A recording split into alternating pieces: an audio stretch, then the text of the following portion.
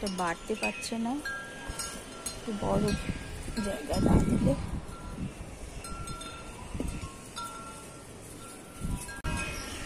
কি অবস্থা হচ্ছে শুক্রের, আর জায়গাই পাচ্ছে না বাড়ার। হাঁড়িগুলোতে দিচ্ছি, লাগাচ্ছি, বেশ বড় এগুলো। এটা দাঁড়াও লাগিয়ে নিয়ে আগে। 4টে পাথর এত রুট বেড়ে গেছিলো, আমি আর কাটিনি রুটগুলো, যদি চমকে যায় গাছটা, সেই জন্য। এবার এটা একটু জল দিয়ে দেবো।